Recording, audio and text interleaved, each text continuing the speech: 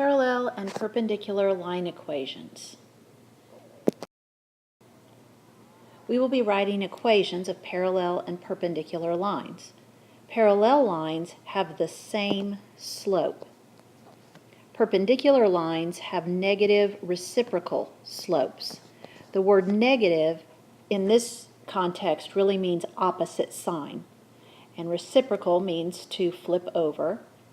So you would flip the sign, you would flip the slope over and change its sign.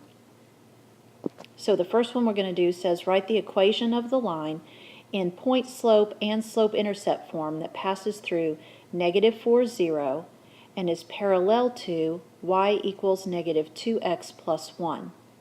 To write the equation of any line, you need a slope and you need a point. We have been provided a point, negative 4, 0, and we'll label that x1, y1. We can also find a slope. The equation they gave us is already in slope-intercept form, and the slope of that equation is the number in front of the x, negative 2. If my new equation is parallel to that, my new slope will also be negative 2. So now I have my slope and my point, and I can write my equation in point-slope form.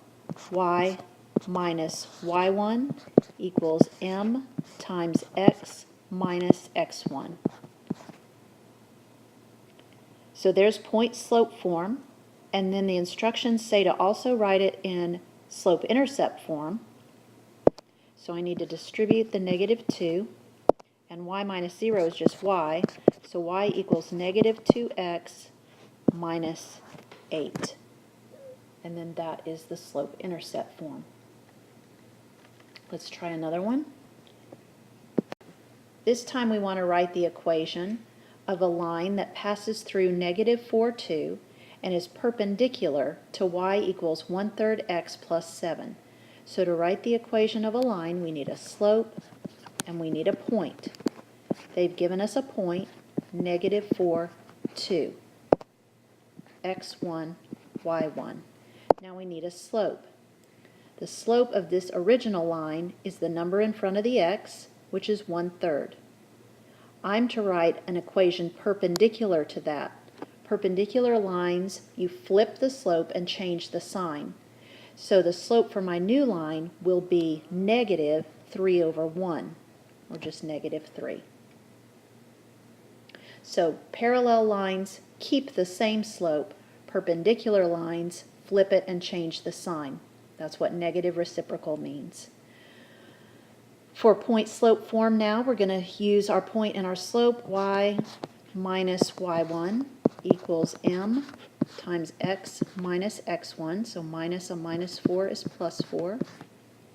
That's point-slope form. Now slope-intercept form, we need to distribute the negative 3. Y minus 2 equals negative 3x minus 12. And slope-intercept form has the y by itself, so let's add 2. Y equals negative 3x minus 10.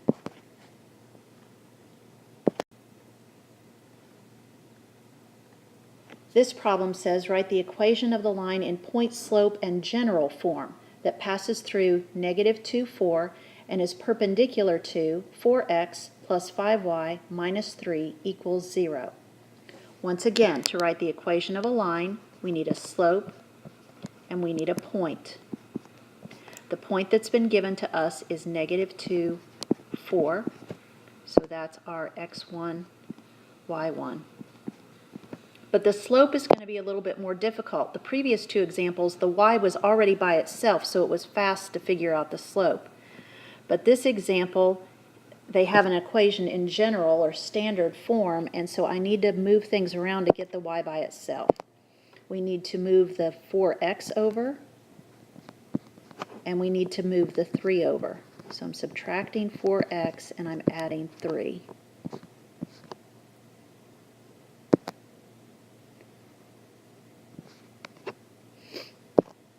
Then we have 5y equals negative 4x plus 3. Now to get the y by itself, let's divide everything by 5.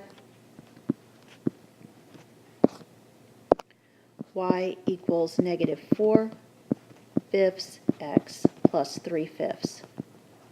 Now that the y is by itself, I know that the slope is the number in front of the x. I'm to do an equation perpendicular to this one. So perpendicular means for my new equation, I need to take the slope, flip it, and change the sign. So now my slope will be positive 5/4. So I'm ready to do point slope form. Y minus y1 equals m times x minus x1. This time we also are supposed to do general form. General form can go two different ways. You can have the x and y on the left side and everything else on the right, which seems to be what most textbooks do, but from this example, they're using general form like this, where everything is on the left and 0 on the right. I'm going to do ax plus by equals c. I'm going to get the x and y on the left and everything else on the right, but the other form is equally correct and fine to use. So I need to first of all distribute my 5/4. Y minus 4 equals 5/4 x plus, and I can cross-reduce when I multiply 5/4 times 2 over 1. The 2 and the 4 both divide by 2. So I end up with 5/2, which probably isn't going to be the quickest thing, but oh well. Now, one of the picky rules for general or standard form is that there can be no fractions. So this is a good place to go ahead and get rid of your fractions. I'm going to multiply everything by the common denominator, which is 4.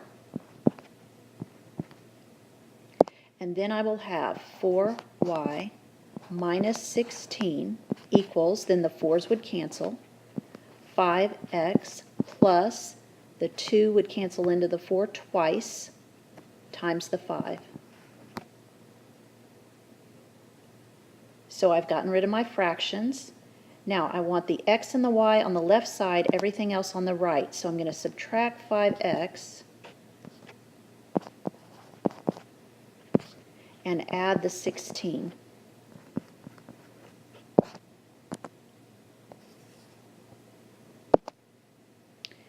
Now we have negative 5x plus 4y equals 26.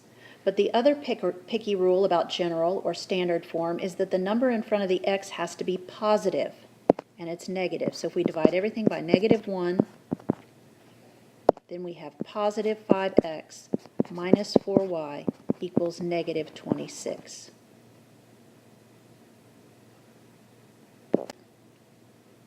If this same problem had asked for a parallel equation, and I've just jumbled everything up, but if it had asked for parallel instead of perpendicular, then I would have just kept the negative 4/5 as my slope.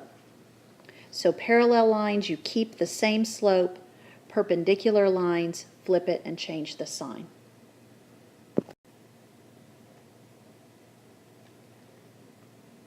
Let's go back to this. A common real-world use for slope is to think of it as an average rate of change. This means, on average, how fast something is changing. For example, if you average 50 miles per hour over the entire course of a trip, 50 miles per hour is the average rate of change. The formula for average rate of change is simply the slope formula, y2 minus y1 over x2 minus x1. So this example, we're finding the slope, the notation is just a little bit different. Find the average rate of change of the function from x1 to x2. So we haven't our two x's, but we don't have any y's. But we'll use the function to figure out the y's. To find y1, we'll plug the x1 value, which is 3, into the function. So that would be 3 squared minus 2 times 3. 9 minus 6 is 3. So y1 is 3. Then to find y2, we'll plug the x2 value into the function. The x2 value is 6. F of 6 is 6 squared minus 2 times 6. That would be 36 minus 12, 24.